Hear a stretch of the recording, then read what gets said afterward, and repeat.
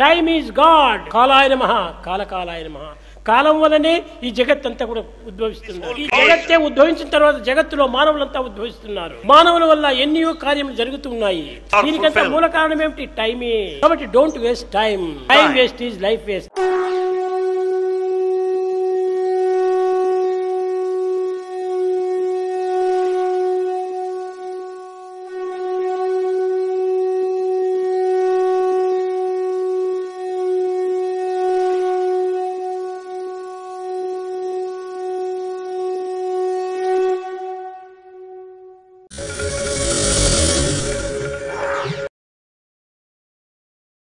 ఓం శ్రీ సాయిరామ్.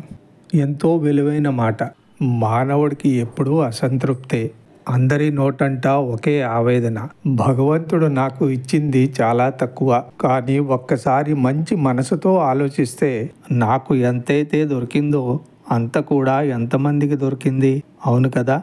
అందుకే ప్రతి క్షణం మరిచిపోకుండా భగవంతుడికి ధన్యవాదములు చెప్పుతుండాలి. ఓం శ్రీ సాయిరామ్. ఒక చిన్న కథ. భారత యుద్ధం జరిగిన తర్వాత ధర్మరాజు రాజ్యాన్ని పరిపాలించేటప్పుడు రాజ్యంలో ప్రతి ఒక్కరూ చాలా సంతోషంగా ఆనందంగా ఉండేవారు. రాజ్యంలో నలుమూలల మహారాజుని అందరూ మెచ్చుకునేవారు. ఎవరికి ఎటువంటి సహాయం కావాలన్నా తక్షణమే వాళ్ళకి తగిన సహాయం అందించేవారు. ఒకరోజు ఒక బీద బ్రాహ్మణుడు తన కూతురు స్వయంవరానికి సహాయం కొరకు రాజుగారితో కొంత ఆర్థిక సహాయం చేయమని అడగడానికి వస్తాడు.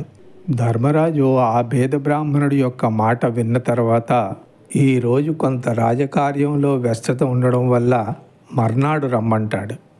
రాజుగారు ఈ విధంగా అనడం వల్ల ఎంతో ఆశతో వచ్చిన ఆ బీద బ్రాహ్మణుడు నిరాశతో తిరిగి వెళ్ళిపోతుండగా త్రోవలో భీముడు కలుస్తాడు. భీముడు ఆ బ్రాహ్మణుడితో, మీరు రాజుగారిని కలిసి వస్తున్నారా అని చెప్పి అడుగుతాడు. బ్రాహ్మణుడు ఎంతో నిరాశగా అవును అనగానే భీముడికి సందేహం కలిగి, ఏమైంది అంత నిరాశగా ఉన్నారు? రాజుగారు మీ మాట వినలేదా అని అడుగుతాడు. భీముడు ఈ విధంగా అడగడం వల్ల బ్రాహ్మణుడు జరిగిందంతా వివరంగా చెప్తాడు. బ్రాహ్మణుడు చెప్పిందంతా విన్న తర్వాత భీముడు, బ్రాహ్మణోత్తమ, మీరు చింతించకండి, మీకు కావలసింది నేను ఏర్పాట్లు చేస్తాను. మీరు సంతోషంగా వెళ్ళి మీ అమ్మాయి యొక్క స్వయంవరానికి కావలసినవన్నీ ఏర్పాటు చేసుకోండి. మీరు నిర్ధారించుకున్నట్టే అనుకున్న సమయానికే మీ అమ్మాయి యొక్క స్వయంవరం తప్పకుండా జరుగుతుంది. సంతోషంగా వెళ్ళండి. ఈ విధంగా చెప్పి బ్రాహ్మణుడిని పంపించిన తర్వాత భీముడు కొంతమంది సైనికుల్ని తోడు తీసుకొని రాజ్యంలో నలుమూలలా డిండోరా వేయిస్తాడు. అదేంటంటే, మా అన్న ధర్మరాజు ఈ నగరానికి మహారాజు కాలాన్నే జయించేశారు. ఇది విన్నవారు అందరూ నగరంలో చర్చించుకోవడం మొదలుపెట్టారు. ఈ విషయం మహారాజుకు తెలిసాక భీముడిని పిలిపిస్తారు.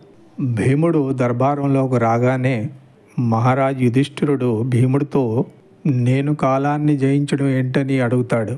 ఎందుకు ఈ విధంగా అసత్యాన్ని చాటించావని అడుగుతాడు. అప్పుడు భీముడు ఎంతో వినమ్రంతో రెండు చేతులు జోడించి ఈ విధంగా సమాధానం చెప్తాడు. భ్రాత, నన్ను క్షమించండి. ఈరోజు ఒక బ్రాహ్మణోత్తముడు మీ దర్బారంలో సహాయం కొరకు వచ్చి తిరిగి వెళ్ళేటప్పుడు ఎంతో నిరాశగా వెళుతున్నాడు. అది చూసి మీ దర్బారానికి వచ్చిన వారు ఎవరు కూడా నిరాశగా వెళ్ళరు కదా. మరి ఆ బ్రాహ్మణోత్తముడు ఎందుకు అంత నిరాశగా వెళుతున్నాడు అని చెప్పి అడిగాను. ఆ బ్రాహ్మణోత్తముడు ఇట్లా అన్నాడు.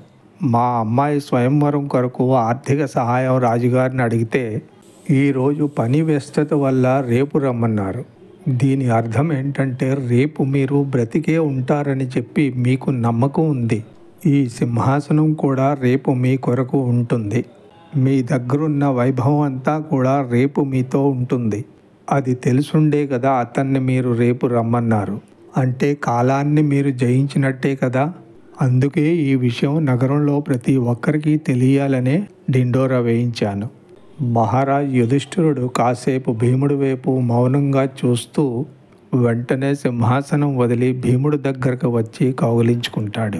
అవును భీమా, నేను చేసింది చాలా తప్పు అని చెప్పి నాకు బాగా అర్థమయ్యేలాగా చెప్పావు అని మెచ్చుకుంటాడు. బ్రాహ్మణుడిని తక్షణమే పిలిపించమని ఆజ్ఞాపిస్తాడు.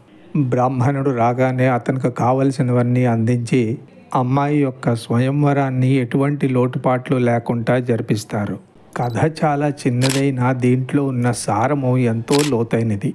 ప్రతి మనిషికి ఇది సహజమైన అలవాటు.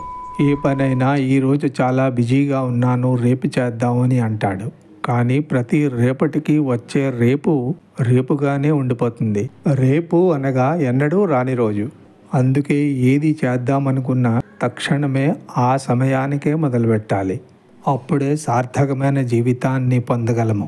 అప్పుడే దేన్నైనా సాధించగలము. కాలము ఎవరి చేతిలోని లేదు, కాలం చేతిలోనే మనమున్నాము. అది మనము గుర్తుంచుకోవాలి.